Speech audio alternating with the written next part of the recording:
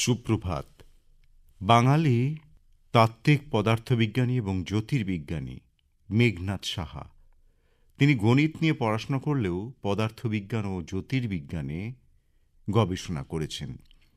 তিনি তাত্ত্বিক পদার্থবিজ্ঞানে তাপীয় আয়নীকরণ তত্ত্ব প্রতিষ্ঠা করেন। তার আবিষ্কৃত সাহা আয়নীভবন সমীকরণ নক্ষত্রের রাসায়নিক ও ভৌত ধর্মগুলো ব্যাখ্যা করতে অপরিহার্য। তিনি ভারতে নিউক্লিয় পদার্থবিজ্ঞানে আধুনিক গবেষণার জন্য 1950 সালে পশ্চিমবঙ্গে Saha institute of nuclear physics প্রতিষ্ঠা করেন। পদার্থবিজ্ঞানে তার অবদানের জন্য 1927 সালে লন্ডনের রয়্যাল সোসাইটি তাকে FRS নির্বাচিত করে। মেঘনাদ সাহা 24 বছর বয়সে ফিলোজফিক্যাল ম্যাগাজিনে অন ম্যাক্সওয়েল স্ট্রেস শিরোনামে তার প্রথম গবেষণাপত্র প্রকাশ করেন। তিনি কমবেশি 80টি মৌলিক গবেষণাপত্র প্রকাশ করেছেন। তিনি তার সবকটি বৈজ্ঞানিক গবেষণাই ভারতের বিভিন্ন শিক্ষা প্রতিষ্ঠানে করেছেন। এর মধ্যে কলকাতা বিশ্ববিদ্যালয়ের পদার্থবিজ্ঞান বিভাগ, এলাহাবাদ বিশ্ববিদ্যালয়ের বিজ্ঞান বিভাগ, কলকাতা বিশ্ববিদ্যালয়ের পদার্থবিজ্ঞানের পালিত গবেষণাগার এবং ইনস্টিটিউট অফ নিউক্লিয়ার ফিজিক্স অন্যতম। তার গবেষণার কেন্দ্রীয় বিষয় ছিল জ্যোতির পদার্থবিজ্ঞান। এই বিষয়ে তিনি আয়নন তত্ত্ব এবং নক্ষত্রের শ্রেণীবিন্যাসে উল্লেখযোগ্য অবদান রেখেছেন। পরবর্তীকালে তিনি পরমাণু ও নিউক্লিয় পদার্থবিজ্ঞান সম্পর্কিত গবেষণা করেন। ভারতের নিউক্লিয়ার ফিজিক্স গবেষণার প্রতিষ্ঠা করায় উৎসাহী হন তিনি। এছাড়াও বিভিন্ন পত্রপত্রিকায় পরমাণু বিজ্ঞান, জ্যোতির পদার্থবিদ্যা, নিউক্লিয় পদার্থবিদ্যা, আয়নমণ্ডল, বায়ুমণ্ডল, মহাকাশ বিজ্ঞান, পঞ্জিকা সংস্কার, বন্যা প্রতিরোধ ও নদী পরিকল্পনা সহ নানা বিষয়ে বিজ্ঞানসম্মত আলোচনামূলক নিবন্ধ লিখেছেন। মহান এই বিজ্ঞানী জন্মগ্রহণ করেন 6 অক্টোবর 1893 সালে আর পরলোক গমন করেন 1956 সালের 16 ফেব্রুয়ারি। আজ বিজ্ঞানী মেঘনাদ সাহার প্রয়াণ দিবস।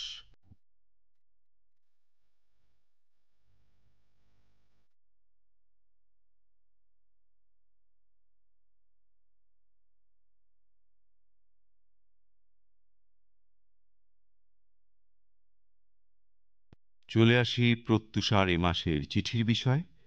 প্রত্যুষার এ মাস অর্থাৎ ফেব্রুয়ারি মাসের চিঠির বিষয় উপহারে বই। এ বিষয় নিয়ে বুলচন্দ্রপুর পাঁইটা পূর্ব বর্ধমান থেকে লিখছেন স্বপন কুমার কুণ্ডু। ভালোবেসে নিঃস্বার্থভাবে কাউকে কিছু দেওয়া হলে তাকে উপহার দেওয়া বলে। তা সে পোশাক পরিচ্ছদ হোক অথবা স্বর্ণ অলঙ্কার, মিষ্টি কথা হোক অথবা সুদৃশ্য মোড়কে কোনো বিশিষ্ট লেখকের বই। আগেকার দিনে উপহার হিসেবে অন্যান্য সামগ্রীর সঙ্গে বইয়েরও একটা আভিজাত্য ছিল, গ্রহণযোগ্যতাও ছিল। স্নেহ ও ভালোবাসার উপহার সাদরে গ্রহণ করত সকলে। বিশেষ করে স্কুল কলেজের কোনো পুরস্কার বিতরণী অনুষ্ঠানে উপহার হিসেবে বইকেই প্রাধান্য দেওয়া হতো সবচেয়ে বেশি। গ্রামের প্রাথমিক বিদ্যালয় থেকে উচ্চ বিদ্যালয়ে গিয়ে দেখি বাৎসরিক পরীক্ষায় 1 থেকে 3-এর মধ্যে থাকতে পারলে একটা ভালো বই উপহার হিসেবে পাওয়া যেত। পাঠ্য বইগুলো একটু বেশি বেশি করে পড়তে লাগলাম, যদি শিখে ছেড়ে। শেষমেশ নবম ও দশম শ্রেণীর বাৎসরিক পরীক্ষায় সরস্বতী লাভ হয়েছিল। উপহার হিসেবে পেয়েছিলাম 2খানি বই। সে যে কি আনন্দ, কতখানি ভালো লাগা সে বলে বোঝাতে পারবো না। আরও একবার, তখন চাকরি থেকে অবসর গ্রহণ করিনি। একজন পেনশনভোগী আমার এক বয়স্ক বন্ধু আমাকে একটা বই দিয়ে বললেন, এটা আপনার জন্য। আমি বললাম, ও মা, কেন? উনি বললেন, আপনাকে ভালোবাসি তাই। ভালোবাসার সেই উপহার আজও সযত্নে রাখা আছে আমার হৃদয় মাঝে। খুব দ্রুত পাল্টে যাচ্ছে দিন। এখন স্নেহ, প্রেম, ভালোবাসা এ সবেরও অর্থনৈতিক মূল্যায়ন করা হয়। তাই উপহার দাতা এবং গ্রহীতাদের কাছে বইয়ের বাজার মূল্য একেবারে তলানিতে এসে ঠেকেছে বলেই মনে হয়। সবশেষে বলি, শারীরিক পুষ্টির জন্য যেমন সুষম খাবার প্রয়োজন, ঠিক তেমনি মানসিক তৃপ্তির জন্য বইকে বন্ধু হিসেবে পাশে পাওয়া খুব জরুরি। তাই ছোট বড় সব অনুষ্ঠানে উপহারের তালিকায় বই আসুক নিয়মিত, দই মিষ্টির মতো। লিখেছেন স্বপন কুমার কুণ্ডু, বুলচন্দ্রপুর পাঁইটা পূর্ব বর্ধমান থেকে। বন্ধু প্রত্যাশা সম্বোধনে লিখছেন উদয়শঙ্কর চট্টোপাধ্যায়, চুয়া মসিনা, বিষ্ণুপুর, বাঁকুড়া থেকে। এ মাসে তোমার দেওয়া বিষয় উপহারে বই। বই ছাড়া জীবনে আছেটা কি? শিক্ষা দীক্ষা, মানবিকতা, সামাজিকতা সবই তো বই পড়ার মধ্যে থেকেই অর্জন করতে হয়। কিন্তু বর্তমান প্রজন্ম পাঠ্যপুস্তক ছাড়া আর কোনো বই পড়ে কিনা সন্দেহ আছে। তাই তাদের বই হচ্ছে সমাজ মাধ্যম। শুধু ছাত্রছাত্রীরা কেন, এখন বয়স্করাও মেতে উঠেছে ওই হাতের মেশিন বইয়ে।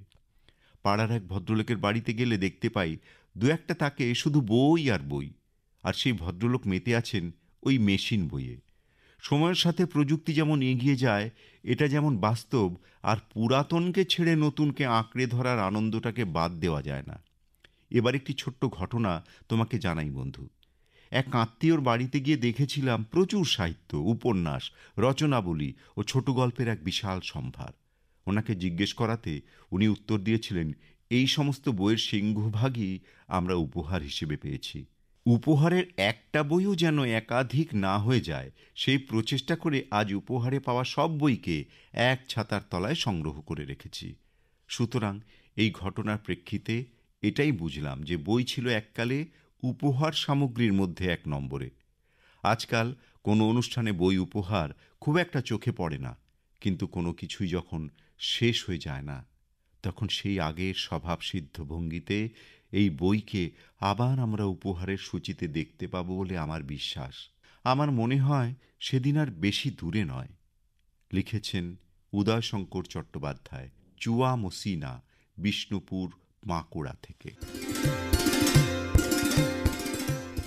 যশোদানন্দ গোস্বামী, পোস্ট বলাগড়, গ্রাম বলাগড়, মন্দিরতলা, জেলা হুগলি থেকে। আবাল বৃদ্ধ বনিতা জন্মের পর থেকেই বিশেষ বিশেষ দিনে উপহার পেতে বা উপহার দিতে অভ্যস্ত।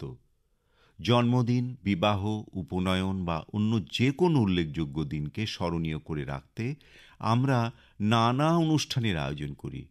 আত্মীয় অনাত্মীয় সকলের সমাগমে সেই অনুষ্ঠান আলোকিত হয়। এই ধরনের অনুষ্ঠানে উপহার দেওয়ার বা পাওয়ার রেওয়াজ সেই আদিকাল থেকেই প্রচলিত। বই আবিষ্কারের পর থেকেই উপহার হিসেবে বই দেওয়ার রেওয়াজ বেশ চলিত ছিল। গল্প, উপন্যাস, কবিতা, ভ্রমণ কাহিনী, এইরকম নানা রকম বই উপহার হিসেবে অনেক আকর্ষণীয় ছিল। আসলে রকম ভিত্তিক পছন্দের বই উপহার গ্রহীতাকে এক অনাবিল সুখের আবেশে আবিষ্ট করে রাখত, যা অন্য কোনো উপহারে পাওয়া যেত না। ইদানিং প্রযুক্তির উন্নয়নের সাথে সাথে মানুষের হাতে বই পড়ার মতো সময় বড় অকুলান। বেশিরভাগ সময়টাই কেটে যায় মোবাইল, ল্যাপটপ আর টিভি সিরিয়াল দেখে। পাঠক সংখ্যা দিনে দিনে ক্রমহ্রাসমান, তাই উপহার হিসেবে বইয়ের স্থান এখন পেছনের সারিতে। অথচ মানুষের চেতনা জাগ্রত করতে বইয়ের মতো বিশ্বস্ত বন্ধু আর কেই বা আছে? তাই সচেতনভাবেই ঘরে ঘরে শুরু হোক সন্তানদের প্রতি বছর জন্মদিনেই উপহার হিসেবে বই হাতে তুলে দেওয়া এবং গল্প, উপন্যাস পড়ায় উৎসাহ প্রদান করা। ওদের সামনেই সমাজের নানা অনুষ্ঠানে উপহার হিসেবে বইকে প্রাধান্য দেওয়া। তাহলে হয়তো ক্রমে ক্রমে পেছনের সারি থেকে সামনের সারিতে আসতে পারবে উপহারে বই। লিখেছেন যশোদানন্দ গোস্বামী, পোস্ট বলাগড়, গ্রাম বলাগড়, মন্দিরতলা, জেলা হুগলি থেকে। হিমানী সেনগুপ্ত, শিল্প সমিতি পাড়া, জলপাইগুড়ি থেকে লিখছেন, প্রিয় প্রত্যুষা, চেতনা উন্মোচক হৃদয়গ্রাহী এক বিষয় ভাবনার তরঙ্গে ভেসে চলার এই মাসে কুন্দমালা শোভিতা বীণাপাণি পুস্তকধারিণী হংসবাহনা শুভ্র বাসনা বাগদেবীর পলাশরাঙা চরণ বন্দনায় ব্রতী মানুষ বিদ্যা বুদ্ধি জ্ঞানার্জনের প্রার্থনায় উৎসবে মেতে ওঠে। দেবীর কৃপাধন্য মানুষ বিশ্ব জ্ঞান ভাণ্ডারের বিপুল রত্নরাজি আহরণে আত্মচেতনার সমৃদ্ধি ঘটিয়ে পরম্পরায় অন্য মানুষে সঞ্চারিত করে গড়ে তোলে বিদগ্ধ সমাজ। বেদ তথা শ্রুতি সাহিত্যের পর আর্য সাহিত্য পাণ্ডুলিপি আকারে তাম্রলিপি, শিলালিপি, ভূর্জপত্র ইত্যাদিতে তার স্থায়ী নিবাস তৈরি করে। অবশেষে সেই বাণীরূপ লিপিবদ্ধ হল অসংখ্য পত্রপত্রিকা এবং পুস্তকমালায়। সঞ্চিত অনন্ত এই জ্ঞান ভাণ্ডারের বিস্তার, বিকাশ, চর্চা, অনুশীলনে, চিন্তনে উৎকর্ষতা বাড়ে এবং সমাজে তার উন্নত পরিশীলিত প্রতিফলন পরিলক্ষিত হয়। বলাই বাহুল্য, সমগ্র কল্যাণকর উত্তরণের সোপান হচ্ছে বই। শিশু কিশোর থেকে সকল বয়সের মেধার, রুচির, প্রয়োজনের উপযোগী মানসিক খোরাক বইতেই পাওয়া যায়। বিজ্ঞান, সাহিত্য, হাসি, মজা, কৌতুক, গল্প, কাহিনী, কল্পকথা, ধর্মশাস্ত্র, নীতিকথা, মনোরঞ্জন, বিনোদন কি নেই বইতে? বিশ্বব্রহ্মাণ্ডকে জানা, চেনা, বোঝার যাবতীয় জ্ঞাতব্য বইতেই রয়েছে। এ মাসের বিষয় উপহারে বই। উপলক্ষ ভেদে নানা অনুষ্ঠানে, শখে, ভালোবেসে কিংবা উৎসাহ প্রদানে উপহার দেবার রীতি প্রচলিত। তবে বাজার চলতি চোখ ধাঁধানো, মন ভোলানো উপহার সামগ্রী পাশাপাশি বইয়ের কথা ভুলে গেলে চলবে না। আপাত দৃষ্টিতে বিজ্ঞান প্রযুক্তি মানুষকে অহর্নিশি ব্যস্ত রাখলেও আজকের মানুষ বড় বেশি যান্ত্রিক এবং একা। এই একাকিত্ব দূর করতে বই হচ্ছে উপযুক্ত ভরসা। বইতে মনোনিবেশ করলেই নিরাপদ, নিশ্চিত রূপে শত শত প্রিয় বন্ধুর সাহচর্য উপলব্ধি করা যায়। সত্যি বই পড়ার অভ্যেস কমে গেছে আজকাল।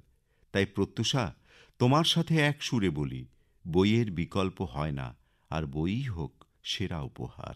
লিখেছেন হিমানী সেনগুপ্ত, শিল্প সমিতি পাড়া, জলপাইগুড়ি থেকে।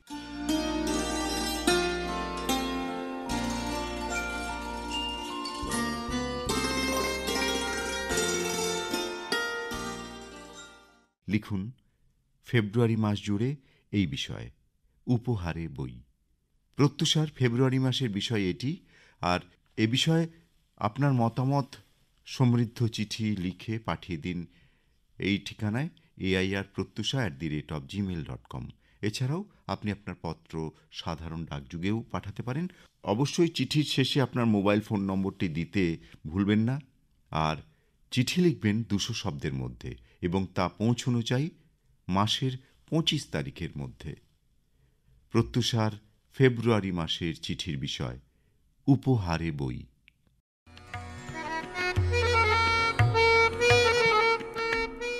প্রত্যুষা আজ এ পর্যন্তই। প্রত্যুষা আবার আগামীকাল। নমস্কার।